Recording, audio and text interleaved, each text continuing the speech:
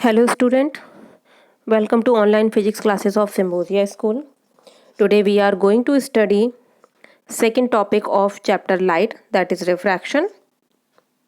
So refraction of light. अभी तक हमने जितनी भी प्रॉपर्टीज़ लाइट की पढ़ी हैं वो सारी प्रॉपर्टीज़ हमने रिफ्लेक्शन में पढ़ी हैं. अब हम सारी प्रॉपर्टीज़ लाइट की रिफ्रैक्शन की पढ़ेंगे. 10th में आपकी ये दो ही प्रॉपर्टीज़ हैं सिलेबस में.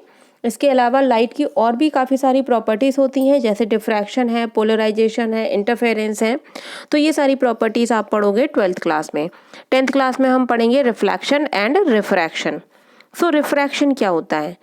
रिफ्रैक्शन मीन्स जब कोई भी लाइट रे एक मीडियम से दूसरे मीडियम में जाएगी तो वो अपने पाथ से थोड़ी सी बेंड हो जाती है, थोड़ी सी डेविएट हो जाती है. तो लाइट की इस प्रॉपर्टी को ही हम कहते हैं रिफ्रैक्शन ऑफ लाइट. जैसे कि आपको इस डायग्राम में दिख रहा है कि यहाँ पर ये आपका फर्स्ट मीडियम है और ये आपका सेकंड मीडियम है. अब जो फर्स्ट मीडियम है वो रेयरर मीडियम है, यानी कि वहाँ पर जो पार्टिकल्स हैं वो काफ़ी दूर दूर हैं. ठीक है, रेयरर मीडियम है. सेकंड जो मीडियम है वो डेंसर मीडियम है, जहाँ पर पार्टिकल्स जो हैं बहुत पास पास हैं. तो ये हमारा एक कैसा मीडियम है? एक डेंसर मीडियम है. तो जब लाइट रे जो कि आपकी ये है, ये लाइट रे जब फर्स्ट मीडियम से सेकंड मीडियम में आई तो ये लाइट रे, इसको चलना चाहिए था स्ट्रेट, क्योंकि लाइट रे हमेशा स्ट्रेट चलती है. तो लाइट रे को क्या चलना चाहिए था? लाइट रे को ऐसे जाना चाहिए था, स्ट्रेट. बट ये लाइट रे स्ट्रेट न जाकर थोड़ी सी बेंड हो जाती है, इधर चली जाती है, नॉर्मल की तरफ थोड़ी सी झुक जाती है. तो इसने क्या किया? इसने अपने पाथ को डेविएट कर दिया है, अपने पाथ से थोड़ी सी बेंड हो गई है. तो हम ये कह सकते हैं कि ये किसकी वजह से हुआ है? ये मीडियम की वजह से हुआ है. जब रेयरर मीडियम से डेंसर मीडियम में गई तो वो नॉर्मल की तरफ थोड़ा सा झुक गई, यानी कि लाइट ने अपना पाथ चेंज कर लिया. कब चेंज किया? जब वो एक मीडियम से दूसरे मीडियम में गई. तो इसी प्रॉपर्टी को कहते हैं हम refraction of light. So in the form of definition, when light travels obliquely का मतलब है तिरछी या फिर नॉर्मल से कोई भी एंगल बनाती हुई, जैसे ये नॉर्मल से यहाँ पर ये एंगल बन रहा है. ठीक है. So when light ray travels obliquely from one transparent medium into another, it get bends. This bending of light is called refraction of light. और ये जो bending of light है, ये जो लाइट का मुड़ना है, उसी को हम कहते हैं refraction of light. When light travels from rarer medium to denser medium, it bends towards the normal. जब लाइट रे रेयर मीडियम से डेंसर मीडियम में जाती है तो वो नॉर्मल की तरफ झुक जाती है. जिसको एग्जाम्पल के तौर पर हम ले सकते हैं कि मान लीजिए अगर फर्स्ट मीडियम में आपका एयर है, ठीक है, और सेकंड मीडियम में ग्लास है. तो जब ये एयर से ग्लास में जाएगी, एयर क्या है? रेयर मीडियम है, और ग्लास क्या है? डेंसर मीडियम है. तो जब एयर से ग्लास में जाएगी तो वो नॉर्मल की तरफ झुक जाएगी. Second, when light ray travels from denser medium to rare medium, it bends away from the normal. और जब वो डेंसर मीडियम से रेयर मीडियम में जाती है तो वो नॉर्मल से दूर हट जाएगी. तो यहाँ पर जो आपको जो सेकंड डायग्राम दिख रहा है, यहाँ पर मैं सपोज कर लेती हूँ कि डेंसर मीडियम क्या है? ग्लास है, और ये आपकी एयर है. तो ये ग्लास जो है वो डेंसर मीडियम है और एयर जो है वो रेयर मीडियम है. अब जो लाइट रे आपकी आई, वो लाइट रे यहाँ पर ऑब्लिकली फॉल हुई, कोई भी एंगल बनाती हुई. उसको एक्चुअल में सीधा जाना चाहिए था इस लाइट रे के पाथ को फॉलो करते हुए, बट ये सीधी नहीं गई है, ये अपने पाथ से थोड़ा सा बेंड हो गई है, यानी कि नॉर्मल से थोड़ा सा दूर हट गई है. तो ये जो बेंडिंग है इसी को हम कहते हैं रिफ्रैक्शन ऑफ लाइट. तो बेसिकली इससे हमें ये पता चलता है कि जब लाइट रे एक मीडियम से दूसरे मीडियम में जाती है तो वो अपने पाथ को चेंज करती है. अब वो किस तरीके से अपना पाथ चेंज करेगी ये डिपेंड करता है मीडियम पर. अगर वो रेयर मीडियम से डेंसर मीडियम में गई है तो वो नॉर्मल की तरफ झुक जाएगी, और अगर वो डेंसर मीडियम से रेयर मीडियम में गई है तो फिर वो नॉर्मल से दूर हट जाएगी. Refraction of light through a rectangular glass slab. अब हम एक रेक्टेंगुलर ग्लास स्लैब यानी कि एक हमने स्लैब ले ली है जो कि रेक्टेंगुलर है और किसकी बनी हुई है, ग्लास की बनी हुई है। उसमें हमारा रिफ्रैक्शन किस तरीके से होता है वो देखते हैं। तो when a ray of light passes through a rectangular glass slab it gets bends twice, 2 बार बेंडिंग होती है उसमें, at the air glass interface and at the glass air interface the emergent ray is parallel to the incident ray and is displaced through a distance.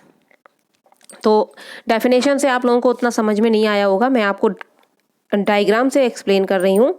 तो diagram में हम देख लेते हैं, ये जो है वो आपकी ये पूरी एक रेक्टेंगुलर ग्लास स्लैब है। अब इस ग्लास स्लैब में यहाँ पर एक हमने नॉर्मल सपोज कर लिया है और एक हमने यहाँ पर नॉर्मल सपोज कर लिया है। ये आपका नॉर्मल है n1 और ये आपका सेकंड नॉर्मल है n2, ठीक है। अब यहाँ पर ये लाइट रे, ये इंसिडेंट रे है और ये लाइट रे एक नॉर्मल से एंगल बनाती हुई, सपोज कर लिया कि वो एंगल कितना है I, जिसको हम कह रहे हैं एंगल ऑफ इंसिडेंस। और ये लाइट कैसी है, इंसिडेंट रे है, नॉर्मल से एंगल बनाती हुई इस ग्लास स्लैब में एंटर करेगी। तो आपका जो ये वाला पॉइंट है, जिस पॉइंट पर एंटर हो रहा है, ये वाला पॉइंट, इसको मैं मान लेती हूँ P। ये वाला पॉइंट है, ये फर्स्ट इंटरफेस पॉइंट है। अब इस पॉइंट पर जो लाइट रे है वो एयर से एंटर कर रही है ग्लास में। ध्यान दीजिए, एयर से एंटर कर रही है ग्लास में। तो एयर क्या है, रेयर मीडियम है और ग्लास क्या है, डेंसर मीडियम है। तो फिर वो नॉर्मल की तरफ झुक जाएगी। तो ये लाइट रे हमारी बेंड हो गई नॉर्मल की तरफ। उसको जाना तो चाहिए था ऐसे, लेकिन ऐसे ना जाकर वो ऐसे गई है और नॉर्मल की तरफ झुक गई है। तो यहाँ पर जो बेंडिंग लाइट रे है उसको हम बोलते हैं रिफ्रैक्टेड रे, और नॉर्मल से जो एंगल बनेगा उसको बोलेंगे एंगल ऑफ रिफ्रैक्शन। अब ये रिफ्रैक्टेड लाइट रे इस ग्लास स्लैब के सेकंड पॉइंट पर जाकर मीट करती है। तो जिसको मैं मान लेती हूँ ये जो पॉइंट है, ये जो जिसको हम कहेंगे सेकंड इंटरफेस पॉइंट, ये जो पॉइंट होगा, ये पॉइंट होगा, हम इसको सपोज कर लेते हैं Q।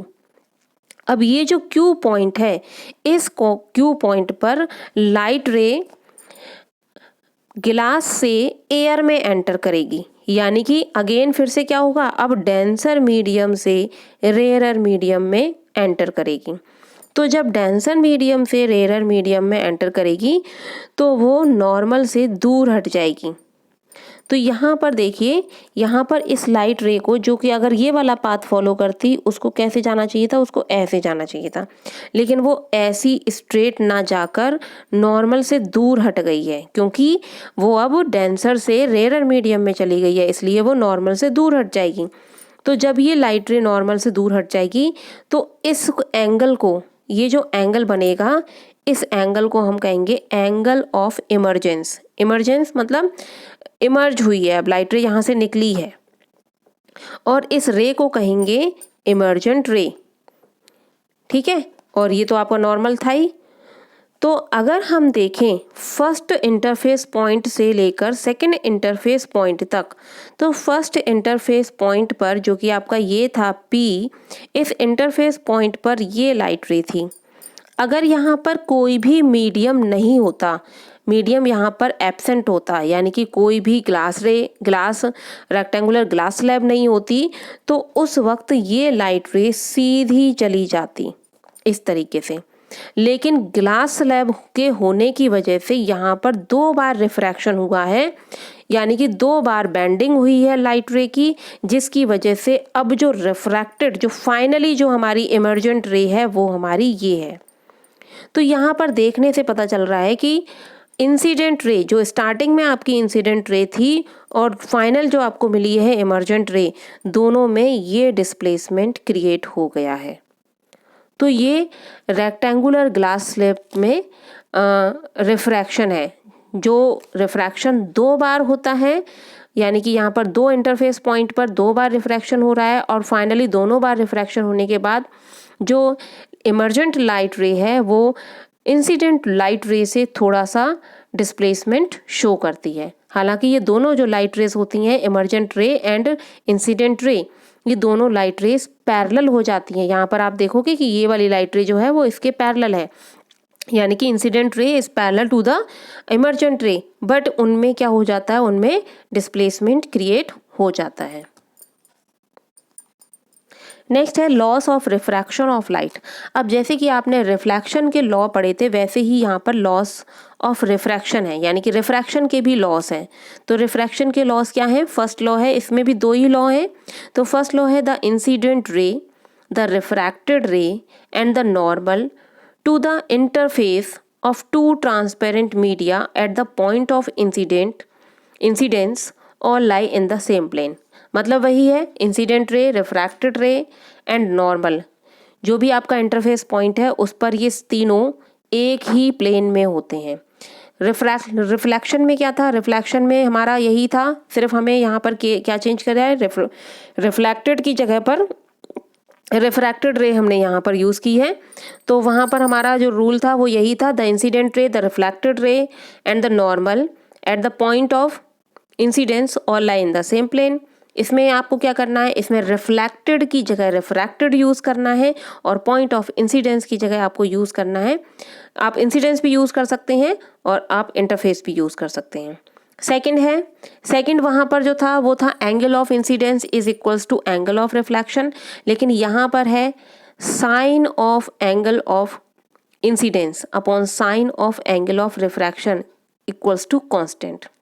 तो यहाँ पर जो सेकंड रूल है, the ratio of the sine of angle of incidence to the sine of angle of refraction is constant, यानी कि sine angle I incident angle का, इंसिडेंस एंगल का साइन अपॉन रिफ्रैक्टेड एंगल का sign, इन दोनों का जो ratio होता है वो क्या होता है, कांस्टेंट होता है। और इसको स्नेल ने दिया था, इसलिए इस लॉ को हम कहते हैं स्नेल्स लॉ। अगर एग्जाम में पूछा जाए व्हाट इज स्नेल्स लॉ, तो आप सिर्फ यहाँ पर सेकंड जो आपका ये रूल है आप सिर्फ वही लिखेंगे। और यहाँ पर एक चीज़ और यहाँ पर मिस हो गई, ये ऊपर जो आएगा न्यूमरेटर में वो आ जाएगा साइन आई और नीचे आ जाएगा sine r equals to constant. तो ये आपका सेकंड रूल है, और चूंकि ये रूल हमें किसने दिया था, स्नेल्स ने, इसलिए इसको बोलते हैं स्नेल्स लॉ ऑफ रिफ्रैक्शन। अब now refractive index. So refractive index क्या होता है? The absolute refractive index of a medium is the ratio of the speed of light in air और vacuum to the speed of light in the medium. Refractive index क्या होता है? Refractive index basically किसी भी medium में light की speed का एक तरीके से कंपैरिजन है, यानी कि एक तरीके से ये रेशो है speed of light in air और vacuum upon speed of light in the medium. और इसको अलग अलग मीडियम के लिए ये अलग अलग होता है, यानी कि रिफ्रैक्टिव इंडेक्स की वैल्यू अलग अलग मीडियम के लिए अलग अलग होती है, लेकिन पूरे एक ही मीडियम के लिए ये वैल्यू कांस्टेंट रहती है। ठीक है, तो इसको हम मैथमेटिकली इसको शो करते हैं। रिफ्रैक्टिव इंडेक्स को हम एन से और म्यू से, एन और म्यू, किसी किसी बुक में एन दे रखा है, किसी किसी बुक में म्यू दे रखा है, तो ये दोनों ही आपको रिफ्रैक्टिव इंडेक्स शो करते हैं। दोनों ही रिफ्रैक्टिव इंडेक्स के सिंबल्स हैं। और स्पीड ऑफ लाइट को हम एयर और वैक्यूम में सी से रिप्रेजेंट करते हैं, तो ये हो जाएगा C upon V. So refractive index equals to C upon V. और refractive index it's depends on the medium, ये मीडियम पर डिपेंड करता है। रिफ्रैक्टिव इंडेक्स अलग अलग मीडियम का अलग अलग होता है। जैसे डायमंड का रिफ्रैक्टिव इंडेक्स सबसे ज़्यादा हाई है, दैट इज़ 2.42। ठीक है, और रिफ्रैक्टिव इंडेक्स ये भी शो करता है कि लाइट की स्पीड को वो किस टर्म से छोटा करता है, किस कम टर्म से उसको रिड्यूस करता है, किस तरीके से उसको रिड्यूस कर देता है लाइट की स्पीड को। The relative refractive index of medium second with respect to a medium first is the ratio of the light in medium first to the speed of light in medium to.